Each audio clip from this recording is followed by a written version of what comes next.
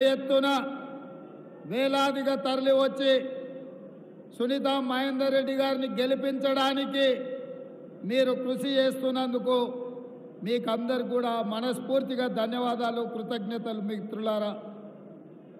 ఈ కార్యక్రమంలో పెద్దలు మధు యాస్కి గౌడ్ గారు, మిత్రుడు దుద్దిల్ల శ్రీధర్ బాబు గారు, మన ఇండియా కూటమి, మన మిత్రపక్షము మొన్నటి శాసనసభ ఎన్నికలలో కాంగ్రెస్ పార్టీకి సంపూర్ణమైన మద్దతు పలికి ఈనాడు ప్రభుత్వ ఏర్పాటు ప్రక్రియలో సంపూర్ణంగా సహకరించిన సిపిఐ నాయకులు, మాజీ శాసనసభ్యులు పెద్దలు చాడా వెంకటరెడ్డి గారు, అదేవిధంగా మాజీ మంత్రివర్యులు మీ రంగారెడ్డి జిల్లా చిరపరిచితులు, ప్రతి ఒక్కరికి పిలిస్తే పలికే నాయకుడిగా మీకు అందుబాటులో ఉన్న పట్నం మహేందర్ రెడ్డి గారు, మాజీ శాసనసభ్యులు నా మిత్రుడు మైనంపల్లి హనుమంతరావు గారు, మాజీ శాసనసభ్యులు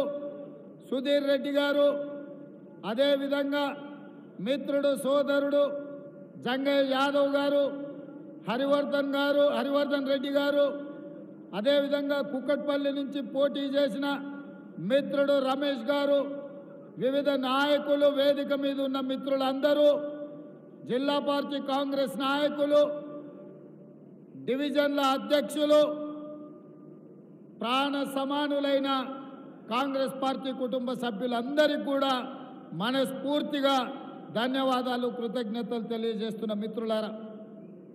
ఈ వేదిక మీద ఉన్న చాలామంది మిత్రులు, ఇక్కడ హాజరైన వేలాది మంది కార్యకర్తలు 2018లో కొడంగల్ శాసనసభ నియోజకవర్గంలో చంద్రశేఖరరావు గారు కుట్రలు చేసి పోలీసులను పెట్టి అరెస్టు చేసి అడ్డుకొని ఆనాడు అక్కడ ఓడిస్తే ప్రభుత్వ కుట్రాన్ని మీరు గుర్తించి 2019 పార్లమెంట్ ఎన్నికల్లో ఈ మల్కాజ్గిరి నుంచి ఎన్నికల బరిలో దిగితే మీరే కథన రంగంలో కార్యకర్తలై, నాయకులై, మీరే కాంగ్రెస్ పార్టీ అభ్యర్థులై ప్రతి ఒక్కరిని ఇంటింటికి పోయి ప్రతి తలుపు తట్టి ప్రతి గుండెకు చేరి దేశంలోనే అతిపెద్ద పార్లమెంటు నియోజకవర్గమైన మల్కాజ్గిరి నుంచి నన్ను ఎంపీగా గెలిపించి ఢిల్లీకి పంపించిండ్రు మిత్రులారా. నేను ఎప్పటికీ మర్చిపోను మల్కాజ్గిరి పార్లమెంటును. ఆనాడు చాలా సమస్యల మీద కొట్లాడినాం. అది జవహర్ నగర్ డంపింగ్ యార్డ్ కావచ్చు, కంటోన్మెంట్ ప్రాంతంలో స్కైవేస్ కావచ్చు, మేడ్చల్కు ఎంఎంటీఎస్ రైలు కావచ్చు, మెట్రో రైలు కొనసాగింపు కావచ్చు, ఈ ప్రాంతంలో తాగునీటి సమస్య కావచ్చు, ఈ షామీర్పేట మేడ్చల్ ప్రాంతానికి ఐటీ కంపెనీలను తేవాలి, ఈ ప్రాంతాన్ని అభివృద్ధి చేయాలని ఆలోచనతో చాలా విషయాల మీద మనం ఆనాడు కొట్లాడినాం. కొన్ని పనులు జరిగినాయి, కొన్ని పనులు జరగలేదు. జరగకపోవడానికి కారణం ఆనాడు మన ప్రభుత్వం లేదు, ప్రభుత్వంలో ఉన్న పెద్దలు మన మీద కుట్ర చేసి మన ప్రాంతానికి అన్యాయం చేశారు. ఈరోజు మిత్రుడు శ్రీశైలం గౌడ్ గారు వేదిక మీద ఉన్నారు. ఆ రోజు చాలా విషయాలల్లా కుత్బుల్లాపూర్ నియోజకవర్గం కావచ్చు, కుక్కట్పల్లి కావచ్చు, కంటోన్మెంట్ కావచ్చు, మల్కాజ్గిరి కావచ్చు, ఎల్బీ నగర్ కావచ్చు, ఉప్పల్ కావచ్చు, ఈ మేడ్చల్ నియోజకవర్గం ఈ ప్రాంత అభివృద్ధి కోసం ఎన్నో రకాలుగా ప్రయత్నాలు చేసినాం. కానీ ఆనాడు ప్రభుత్వం అడ్డుకొని ఈ ప్రాంత అభివృద్ధి కుంటుపడడానికి కారణమైంది. ప్రభుత్వంలో ఉన్న పెద్దలు ఆనాడు సహకరించలేదు. అందుకే ఈ ప్రాంతం ఇవాళ కోకాపేటలో 100 కోట్లకు ఎకరమైతే మన దగ్గర పెట్టుబడులు రాకపోవడం వల్ల, ఐటీ కంపెనీలు పెట్టకపోవడం వల్ల మన ప్రాంతం అభివృద్ధి ఆగిపోయింది. మరి ఈరోజు నేను మిమ్మల్ని అడుగుతున్నా, మీ అభిమానంతో మీరు ఆదరించి ప్రశ్నించే గొంతుగాని మీరు గుర్తించి ఈ ప్రశ్నించే గొంతుకను మీరు ఢిల్లీకి పంపిస్తే పిసిసి అధ్యక్షుడై ఈరోజు రాష్ట్ర ముఖ్యమంత్రిగా మీ ముందు నిలబడ్డా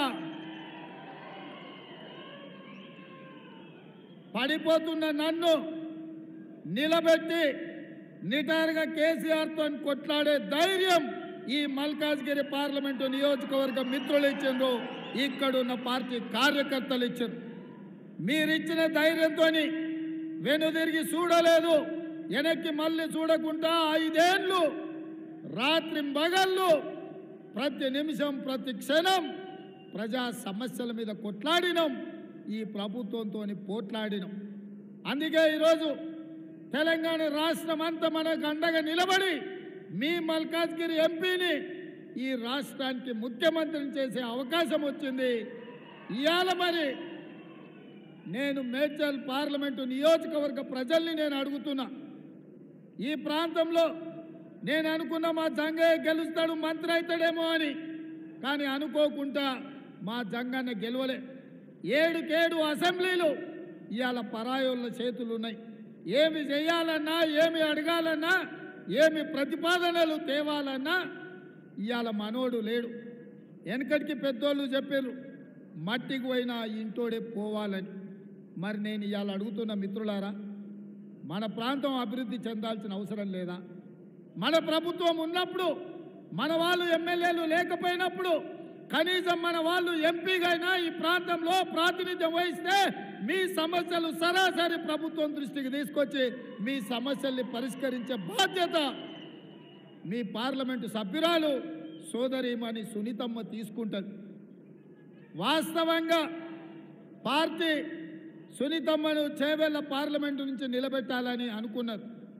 కానీ నేను మల్లికార్జున్ ఖర్గే గారిని, సోనియా గాంధీ గారిని అడిగిన, ఇది నేను ప్రాతినిధ్యం వహించిన సీటు, ఈ ప్రాంతంలో ప్రజలకు పరిచయం ఉండాలి, ప్రజా సమస్యలు తెలిసి ఉండాలి, నిత్యం ప్రజలలో ఉండేటోళ్ళని ఇక్కడ పెడితే తప్పకుండా మల్కాజ్గిరి పార్లమెంటు ప్రజలు ఆశీర్వదించి తప్పకుండా గెలిపిస్తారు. సునీతమ్మని ఇక్కడ ఎన్నికల బరిలో పెట్టండి. 3 సార్లు జిల్లా పరిషత్ చైర్పర్సన్గా మహేందర్ రెడ్డి 35 ఏళ్ల నుంచి రంగారెడ్డి జిల్లాలో తండాలలో, మారుమూల పల్లెల్లో, పట్టణంలో ఉండే ప్రతి డివిజన్లో ప్రతి ఒక్కరికి తెలుసు. ఎమ్మెల్యేగా, మంత్రిగా, ఎమ్మెల్సీగా, చీఫ్ విప్గా ఈనాడు ప్రతి సమస్య మీద అవగాహన ఉన్నది. సునీతమ్మను మీరు ఎంపీగా గెలిపిస్తే మీకు బోనస్గా మహేందర్ రెడ్డి ఎమ్మెల్సీగా, చీఫ్ విప్గా మీ సమస్యల్ని పరిష్కరించడానికి వారు తోడుంటారు. మీరు ఒక్క ఓటేసి గెలిపిస్తే మీకు 2 సేవకులు ఈ మల్కాజ్గిరి పార్లమెంటుకు వస్తారని చెప్పి నేను ఈ సందర్భంగా తెలియజేయదలుచుకున్నాను. అందుకే 24 గంటలు మీ మధ్యలో ఉండి మీ సమస్యలు తెలిసి మీ సమస్యల పరిష్కారం కోసం కృషి చేసే మహేందర్ రెడ్డి కుటుంబాన్ని ఈ మల్కాజ్గిరి మేడ్చల్ పార్లమెంటు నుంచి ఈరోజు ఎన్నికల్లో పెట్టినాం. ఇవాళ నేను ఒక్క విషయం చెప్పదలుచుకున్నా. ఆనాడు పెద్దలు దేవేందర్ గౌడ్ గారు ఉన్నప్పుడే వేలాది ఇండ్ల పట్టాలు ఇచ్చి మీ బస్తీలలో, మీ మారుమూల ప్రాంతాలలో సీసీ రోడ్లేసి ప్రాంతాన్ని పెద్దలు దేవేందర్ గౌడ్ గారు ఉన్నప్పుడు అభివృద్ధి చేశారు. ఆయల్లో చేసిన అభివృద్ధి ఇవాళటి వరకు జిల్లాల నుంచి వచ్చిన పేదోళ్లకు బస్తీలలో ఇళ్ల పట్టాలు వచ్చినాయి. మరి ఈరోజు బీఆర్ఎస్ 10 ఏళ్లలో ఇచ్చిన ఇళ్ల పట్టాలు ఏంది, చేసిన అభివృద్ధి ఏందో ఒక్కసారి మీరు అంచనా వేసుకోండి. అందుకే కేసీఆర్ ఇవాళ బిడ్డ బెయిల్ కోసం 5 సీట్లల్లో బీజేపీలను గెలిపిస్తానని చీకటి ఒప్పందం చేసుకున్నాడు. అందులో భాగంగానే ఇవాళ బీఆర్ఎస్ వాళ్ళు చచ్చువైన వాళ్ళను, తాలువైన వాళ్ళను ఈరోజు బీఆర్ఎస్ అభ్యర్థులుగా నిలబెట్టినరు. ఇక్కడ ఎవరిని ఎంపీగా నిలబెట్టిరో నేను చెప్పాల్సిన పని లేదు, వాళ్ళ పనితనం ఏందో మీకు తెలుసు. ఇవాళ అభ్యర్థికి కూడా తెలియదు, ఆ అభ్యర్థి తలకాయ బీజేపీకి, మోడీకి తాకట్టు పెట్టిండన్న సంగతి బీఆర్ఎస్ అభ్యర్థికి ఇంకా తెలియదు. పాపం ఆయన గొర్రెలెక్క అక్కడ ఇక్కడ తిరుగుతూ ఉన్నాడు, ఇంకా ఏదో జరుగుద్దని. అందుకే ఈరోజు ఈ కుట్రపూరితమైన రాజకీయాలను తిప్పు కొట్టాలి, ఈ కుమ్ముక్కు రాజకీయాలను బొందబెట్టాలి. బిడ్డ బెయిల్ కోసం సొంత పార్టీ నమ్ముకొని జెండా మోసిన వాళ్ళని కూడా మోడీకి తాకట్టు పెట్టిండు కేసీఆర్. ఇవాళ అందుకే కేసీఆర్ను, మోడీని, ఇద్దరిని ఓడించాల్సిన బాధ్యత మీ మీద ఉంది. మీడియా మిత్రులారా, మొన్న డిసెంబర్లో జరిగిన ఎన్నికల్లో చంద్రశేఖరరావును బండకేసి కొట్టిండు. ఇప్పుడు జరగబోయే పార్లమెంటు ఎన్నికల్లో మోడీని కూడా ఓడించాల్సిన అవసరం ఉంది. వీళ్ళిద్దరు తోడు దొంగలు. మొన్న జరిగిన ఎన్నికల్లో ఒక దొంగను బొందబెట్టిండ్రు. ఇప్పుడు జరుగుతున్న పార్లమెంటు ఎన్నికల్లో కేంద్ర ప్రభుత్వాన్ని, నరేంద్ర మోడీని ఓడించాల్సిన అవసరం ఉన్నది. ఇవాళ భారతీయ జనతా పార్టీ నాయకులు సన్నాయి నొక్కులు నొక్కుతురు. నేను అడుగుతున్న కిషన్ రెడ్డిని, ఈటెల రాజేందర్ను, రాజేందర్ బీజేపీ నుంచి ఎమ్మెల్యేగా గెలిచినావు కదా హుజూరాబాద్లో, హుజూరాబాద్కు మోడీ నుంచి ఎన్ని నిధులు తెచ్చినావని నేను అడుగుతున్నా. ఒకవేళ నరేంద్ర మోడీ నుంచి వేలాది కోట్ల రూపాయలు నువ్వు ఇచ్చిన మాట ప్రకారం హుజూరాబాద్లో నిధులు తెచ్చి అభివృద్ధి చేస్తే మొన్న జరిగిన శాసనసభ ఎన్నికల్లో నీకు అండగా నిలబడి నిన్ను గుండెల బట్టి చూసుకొని నిన్ను భుజాల మీద మోచిన హుజూరాబాద్లో నిన్ను ఎందుకు అక్కడి ప్రజలు ఓడించిరని నేను ఈటెల రాజేందర్ను నేను అడగదలుచుకున్నా. ఆయల్ల సానుభూతితో కేసీఆర్ అక్రమ కేసులు పెడుతుండని ఆయల్ల మాట్లాడాను. మేము కూడా అయ్యో పాపం ఓ బలైన వర్గాల నుంచి వచ్చిన నాయకుడు బాగుండాలి, అట్లట్లా చేస్తావు కేసీఆర్ అని మేము అడిగినాం. మరి నువ్వు మోడీ ప్రభుత్వంలో నువ్వు నాయకత్వం వహించినావు. మోడీకి ముఖ్యంగా అమిత్ షా నా జేబుల్నే ఉన్నాడు, నేను ఎప్పుడు పిలిస్తే అప్పుడు వలుకుతాడని అన్నాడు ఈటెల రాజేందర్. నిజమే, ఈటెల రాజేందర్కు అమిత్ షా దగ్గరోడే. మరి దగ్గరోడైతే కేంద్ర హోంశాఖ మంత్రిగా ఉన్న అమిత్ షా తోటి ఎందుకు ఈటెల రాజేందర్ కేసీఆర్ అవినీతి మీద, కాళేశ్వరం ప్రాజెక్టు మీద, హైదరాబాద్ చుట్టూతా ఆక్రమించుకున్న భూముల మీద, ధరణి పోర్టల్ అడ్డం పెట్టి కొల్లగొట్టిన వేల కోట్ల రూపాయల మీద, కేసీఆర్ కుటుంబం మీద, కల్వకుంట్ల తారక రామారావు అవినీతి మీద ఈటెల రాజేందర్ విచారణకు ఎందుకు ఆదేశాలు తీసుకురాలే అమిత్ షా నుంచి అని నేను అడుగుతున్నా. నేను సూటిగా అడుగుతున్నా ఈటెల రాజేందర్, నీ భూములు ఆక్రమించుకున్నాడు, నీ మీద అక్రమ కేసులు పెట్టినా నువ్వు మాట్లాడినావు కదా ఆనాడు. నువ్వు ఎమ్మెల్యేగా దాదాపుగా 3 ఏళ్ళు బీజేపీ ఎమ్మెల్యేగా అమిత్ షా మనిషిగా ఉన్నావు కదా. ఏ ఒక్క రోజైనా ఆనాటి ప్రభుత్వం కల్వకుంట్ల చంద్రశేఖరరావు అవినీతి మీద ఒక్క ఫిర్యాదు అయినా చేసినవా? చంద్రశేఖరరావు అవినీతి నిక్కుదేల్చి వేల కోట్ల రూపాయలు ఎందుకు ఆ కేసీఆర్ నుంచి రాబట్టడానికి ప్రయత్నం చేయలేదు? ఏమి మీ ఆలోచన నేను అడుగుతున్నా, ఏంది మీ అండర్స్టాండింగ్ అని నేను అడుగుతున్నా. ఏ ఒక్క రోజైనా ఈటెల రాజేందర్ మున్సిపల్ మంత్రిగా, ఐటీ మంత్రిగా కేటీఆర్ గురించి ఎప్పుడైనా మాట్లాడినా? మీరు ఒక్కసారి ఆలోచన చేయండి. అయ్యే చెడ్డోడంట, కొడుకు మంచోడంట, ఉంటాదే గట్లా. బర్రే దున్నపోతు చేనులో మేస్తే దూడ గట్టు మీద మేస్తుందా? మీరు చెప్పండి, ఒక్కసారి ఆలోచన చేయండి. దున్నపోతు చేనులో మేస్తే దూడేమైనా గట్టు మీద మేస్తుందా? ఆమ్దాలు పెడితే జొన్నలు మొలుస్తాయా? ఆమ్దాలు పెడితే ఆమ్దాలే మొలుస్తాయి కదా. అయ్య వంకరోడైతే కొడుకు టింకరోడే ఉంటాడు తప్ప అయ్యోటి కొడుకోటి ఉంటాడా? ఉంటారానే? ఎందుకు ఈటెల రాజేందర్ ఏ రోజు కూడా కేటీఆర్ గురించి మాట్లాడాడు? కేటీఆర్ అవినీతి మీద మాట్లాడాడు, టెలిఫోన్ ట్యాపింగ్ మీద మాట్లాడాడు. టెలిఫోన్ ట్యాపింగ్ మీద ఎందుకు కేసీఆర్కు వ్యతిరేకంగా ఫిర్యాదు చేయడు? 10 ఏళ్ళు ఉన్న మోడీ 10 ఏళ్ళు గజ్వేల్ కేడి ముఖ్యమంత్రిగా ప్రధానమంత్రిగా ఉన్నారు. వాళ్ళు ఇచ్చిన హామీలు అమలు చేసిండ్రా? 10 ఏళ్ళు ఉన్నోళ్ళు వాళ్ళే మళ్ళీ ఎంపీలు కావాలి, మళ్ళీ కేంద్రంలో ప్రధానమంత్రి కావాలంటారు. 10 ఏళ్ళు మీరు ఇచ్చిన హామీలు ఏమైనా అమలు చేసిండ్రా? నేను సూటిగా అడుగుతున్న ఈటెల రాజేందర్ని, 2014, 2019లో నరేంద్ర మోడీ గారు ఇచ్చిన హామీల మీద నువ్వు చర్చకు సిద్ధంగా ఉన్నావా? నువ్వు ఒకవేళ సిద్ధమైతే మా మైనంపల్లి హనుమంతరావును చర్చలకు పంపిస్తా. మోడీ ఇచ్చిన హామీలు అమలు చేసిండ్రా మీరు?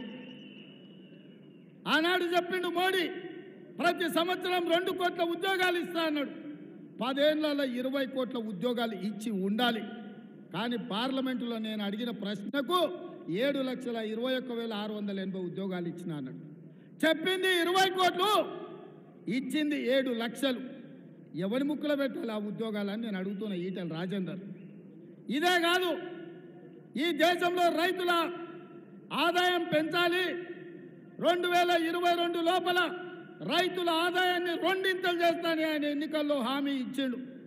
నేను ఇవాళ అడుగుతున్నా, రైతుల ఆదాయం పెంచలేదు కానీ రైతు వ్యతిరేక నల్ల చట్టాలు తెచ్చి ఈ రాష్ట్రంలో ఆత్మగౌరవంతో ఈ దేశంలో బతుకుతున్న రైతులను అదానీ అంబానీలకు అమెజాన్లకు తాకట్టు పెట్టి శాశ్వతంగా మన భూముల్లోనే మనం బానిసలుగా బతికే నల్ల చట్టాలు తీసుకొస్తే లక్షలాది మంది ఢిల్లీ సరిహద్దుల్లో మోహరించి సైనికుల్లాగా మోడీతోని కొట్లాడి మోడీని ఓడించి మెడలు వంచి రైతు వ్యతిరేక నల్ల చట్టాలు వాపసు తీసుకునేటట్టు చేసి మోడీ చేత రైతుల క్షమాపణ చెప్పించిండ్రు. మరి ఇంత జరిగినా రైతులకు ఆదాయం రెండింతలు అయ్యేటట్టు చేసిండా? అంతెందుకు పార్లమెంటులోనే మాట ఇచ్చిండు, రైతు పండించిన పంటకు కనీసం మద్దతు ధర ఇచ్చి కొంటామని. ఇవాళ రైతు సంఘాలన్నీ, రైతు కూలీల సంఘాలన్నీ నరేంద్ర మోడీని ప్రశ్నిస్తున్నాయి. భారతీయ జనతా పార్టీ ప్రభుత్వం చట్టబద్ధత కల్పించి కనీసం మద్దతు ధర చట్టాన్ని చేయమని, రైతులు పండించిన పంటను కొనడానికి కూడా కనీసం మద్దతు ధర స్వామినాథన్ కమిషన్ ఇచ్చిన రిపోర్ట్లను అమలు చేయడానికి సిద్ధంగా లేరు. ఈ రైతులను దోకా చేసింది నరేంద్ర మోడీ కాదా? అలాంటి నరేంద్ర మోడీ తరఫున ఈటెల రాజేందర్ ఎట్లా ఎన్నికల్లో ఓట్లు అడుగుతాడని నేను రాజేందర్ గారిని నేను అడుగుతున్నా. ఇదే కాదు, రాజకీయ నాయకుల అవినీతితో స్విస్ బ్యాంకులో లక్షల కోట్ల రూపాయలు అక్కడ దాచిపెట్టుకున్నారు. ప్రధానమంత్రి అయిన ఎంబడే స్విస్ బ్యాంకులో ఉన్న లక్షలాది కోట్ల రూపాయలు తెచ్చి జన్ ధన్ ఖాతాలో ప్రతి పేదవాడికి 15 లక్షల రూపాయలు ఖాతాలో వేస్తా అని నరేంద్ర మోడీ చెప్పిండు.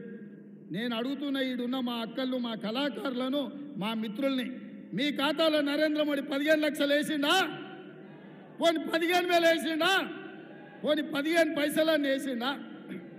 ఒక్క పైసా కూడా నరేంద్ర మోడీ మన ఓట్లు ఎట్లా అడుగుతాడని నేను అడుగుతున్నా. ఇవాళ నరేంద్ర మోడీ గారు ఏం మాట్లాడుతున్నాడా? నిన్న మన మాటలు చూసిండు కదా. ఈ నిన్న కూడా హిందువుల ఆస్తులన్నీ గుంజుకోనంట ముస్లింలకు వంచి పెడతారంట. ఈ దేశ ప్రధానమంత్రి ఈ రకంగా మాట్లాడడం ఈ దేశానికి గౌరవమా అని నేను అడుగుతున్నా. ఈడున్న మా మిత్రులందరూ, మీ నాయనలు, మీ చిన్నాయనలు, మీ తాతలు, చిన్న తాతలు, పెద్ద తాతలు, లేకపోతే మీ అన్నదమ్ములు తండ్రి కొడుకుకు ఆస్తి ఇవ్వాలన్నా చట్టం ఉంది, చట్ట ప్రకారం ఆస్తి బదిలీ చేయాలి. అన్నదమ్ములు ఆస్తులు పంచుకోవాలన్నా చట్ట ప్రకారం పెద్ద మనుషులను కూర్చొని తెంచుకొని విరాసత్ తీసుకొని విరాసత్ ప్రకారం అన్నదమ్ముల ఆస్తులు తీసుకోవాలి. ఒకటి ఆస్తి ఇంకోటి ఆస్తికి మారాలంటే సబ్ రిజిస్ట్రార్లు పోయి రిజిస్ట్రేషన్ చేసి మొత్తం కనుక్కోవాలి.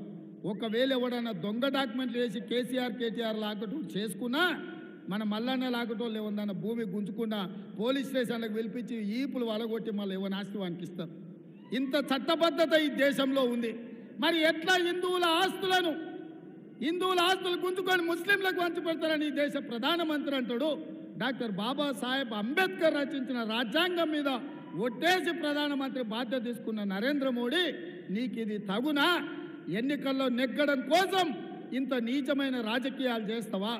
మతాల మధ్యలో చిచ్చుపెట్టి, ప్రాంతాల మధ్యలో చిచ్చుపెట్టి, భాషల మధ్యలో చిచ్చుపెట్టి ఈ దేశాన్ని సర్వనాశనం చేసి భారతీయ జనతా పార్టీ గెలవాలంటుంటే కమ్యూనిస్టునని చెప్పుకునే ఈటెల రాజేందర్ ఎక్కడ తలకాయ పెట్టుకుంటావని నేను అడుగుతున్నా. మీ నాయకుడు, ఈ దేశానికి ప్రధానమంత్రిగా ఉన్న నరేంద్ర మోడీ ఇంత నీచంగా మాట్లాడుతుంటే ఇంకా భారతీయ జనతా పార్టీకి ఓట్లేమని నువ్వు ఎట్లా అడుగుతావు ఈటెల రాజేందర్ అని నేను అడగదలుచుకున్నా. ఇవాళ మిత్రులారా, మీరు ఆలోచన చేయండి. ఇవాళ ఈ వేదిక మీద ఇక్కడ ఉన్న వాళ్ళు వేలాది మంది శివుడి భక్తులు ఉన్నారు. కీసర్లో మనం శివరాత్రికి పెద్ద ఎత్తున దర్శనం చేసుకుంటాం. యాదగిరిగుట్ట లక్ష్మీ నరసింహస్వామి భక్తులు ఉన్నారు. గుట్టకు పోయి మనం మొక్కు తీర్చుకుంటాం, పిల్లలకు తల వెంట్రుకలు ఇచ్చొస్తాం. రాముడు భక్తులు ఉన్నారు. శ్రీరాముడి భక్తుడిగా మనం అందరం భద్రాచలంలో పోయి రావుడిని గొలిచొచ్చినాం. అదేవిధంగా జోగులాంబ అలంపూరు పోయి జోగులాంబ శక్తి పీఠానికి ఇవాళ పూజలు చేసుకున్నాం. ఒకటే దయ్యం పట్టినటువంటిది బీజేపీ వాళ్ళకు. జై శ్రీరామ్ అనాలంట, బూతులో ఓట్లు పడాలనంట. ఎత్తిన జెండా దించకు, ఇచ్చిన పైసలు వంచకు అన్నట్టు తయారైంది వీళ్ళు. ఏంది ఇది అని నేను అడుగుతున్నా. రాముడు పేరు మీద ఎంతకాలం రాజకీయం చేస్తారు? రాముడిని తీసుకొచ్చి బజార్లో పెట్టి గోడల మీద రాసి ఇదేనా మీ నీచమైన రాజకీయం అని బీజేపీ నాయకులను అడుగుతున్నా. అందుకే మిత్రులారా, దేవుడు గుడిలో ఉండాలి, భక్తి గుండెల్లో ఉండాలి. వాడే అసలైన హిందువు. నా మనసులో నుంచి మాట్లాడుతున్నా. నేను హిందువును, నేను దేవుణ్ణి నమ్ముతా. దేవుడి నమ్మకం నా విశ్వాసం. ముస్లింలు మహమ్మద్ ప్రవక్తను నమ్ముతారు, క్రిస్టియన్స్ యేసు ప్రభువు నమ్ముతారు, సిక్కులు వాళ్ళ దేవునికి మొక్కుతారు. ఎవడి ధర్మము ఎవడి జాతి వాడిదే. ఎవడి ధర్మాన్ని వాడి జాతిని గౌరవించుకోవడం వాళ్ళ హక్కు, రాజ్యాంగం మనకు ఇచ్చిన అధికారం. ఇదేం కర్మనో దేశంలో ప్రధానమంత్రి నుంచి మొదలు పెడితే కమ్యూనిస్టులను ముసుగు తోడుకున్న ఈటల రాజేందర్ కూడా ఈరోజు ఇట్లా తయారైండయా. అందుకే దేవుడి పేరు మీద, మతం పేరు మీద రాజకీయ వ్యాపారం చేసేటోళ్లను పొలిమేర్లు దాటే వరకు తరమాల్సిన అవసరం ఉంది. శాంతి భద్రతలను కాపాడి మత సామరస్యాన్ని నిలబెట్టి ఈ నగరాన్ని అభివృద్ధి చేసే బాధ్యత మన ప్రభుత్వం తీసుకున్నది, మనం తీసుకుంటాం. అందుకే మిత్రులారా, ఇవాళ వివేకంతో మనం వ్యవహరించాలి. వివాదాలతోని సంక్షేమాన్ని దెబ్బతీయొద్దు. అందుకే ఈరోజు బీజేపీ వాళ్ళకు చెప్పుకోవడానికి ఏంది లేదు. పేదవాడికి ఇల్లు ఇచ్చింది లేదు, నిరుద్యోగులకు ఉద్యోగాలు ఇచ్చింది లేదు, జన్ధన్ ఖాతాలో పైసలు వేసింది లేదు, రైతులను కాపాడింది లేదు. ఈరోజు ప్రపంచంలో ఉండే 125 దేశాలలో ఆకలి మీద ఒక సర్వే చేసిరు. ఏ దేశంలో ఆకలి ఎక్కువ ఉంది, పేదలు అన్నం దొరకక చస్తున్నారని సర్వే చేస్తే భారతదేశం 111వ స్థానంలో నిలబడ్డది. 125 దేశాలు ఉంటే ఈ దేశం ఆకలి ఇండెక్స్లో 111వ స్థానంలో ఉంది. నిజంగా నరేంద్ర మోడీ గారు సిగ్గుతో తల వంచుకోవాలి. పాకిస్తాన్, బంగ్లాదేశ్ కంటే భారతదేశం వెనుకబడ్డది. ఇంత దరిద్రం దేశంలో తాండవిస్తుంటే మతం ముసుగులో రాజకీయ ప్రయోజనం కోసం ప్రయత్నం చేయడం ఇది మంచిదా?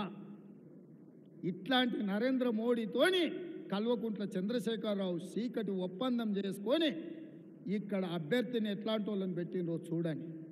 టీఆర్ఎస్ కేసే ప్రతి ఓటు మూసీలేసినట్టే అది రాజేందర్కు పరోక్షంగా ప్రయోజనం ఉంటుంది. అందుకే టీఆర్ఎస్ కార్యకర్తలకు, నాయకులకు నేను విజ్ఞప్తి చేస్తున్నా, మీ నాయకుడు ఎప్పుడో మిమ్మల్ని తాకట్టు పెట్టిండు, నరేంద్ర మోడీకి తెగ నమ్మిండు.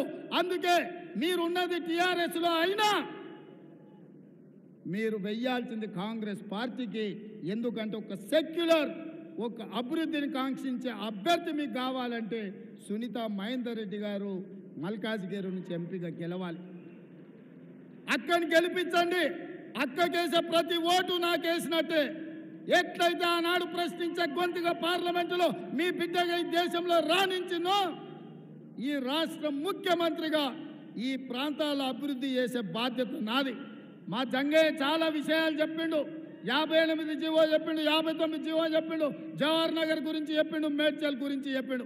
మా శ్రీశైలం గౌడ్, మా హనుమంత్ రెడ్డి కుత్బుల్లాపూర్ గురించి చెప్పిండ్రు. మా శ్రీ గణేష్ కంటోన్మెంట్ గురించి చెప్పిండు. మా హనుమంత్ అన్న కంటోన్మెంట్ మల్కాజ్ గురించి చెప్పిండ్రు. మా మల్రెడ్డి రామరెడ్డి, జక్కడి ప్రభాకర్ రెడ్డి, మా మధు యాస్కి అన్న ఎల్బీ నగర్ గురించి చెప్పారు. మా బండి రమేష్ కుక్కట్పల్లి సమస్యల మీద చెప్పిండు. ప్రతి ప్రాంతంలో నేను 5 ఏళ్ళు ఎంపీగున్నా. సందు నాకు తెలుసు, గల్లీలో మీరందరూ నేను గుర్తుపడతా. ఇవాళ నాకు అవకాశం వచ్చింది. ఈ ప్రాంతాన్ని అభివృద్ధి చేసే అవకాశం నా చేతికి ఇచ్చిండు దేవుడు. అందుకే నేను మిమ్మల్ని అడుగుతున్న ఈ అవకాశాన్ని ఉపయోగించుకుందాం.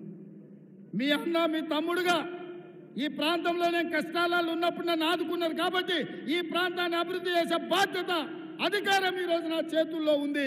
నాకు అండగా నిలబడండి. సునీతమ్మను పార్లమెంటు గెలిపించండి.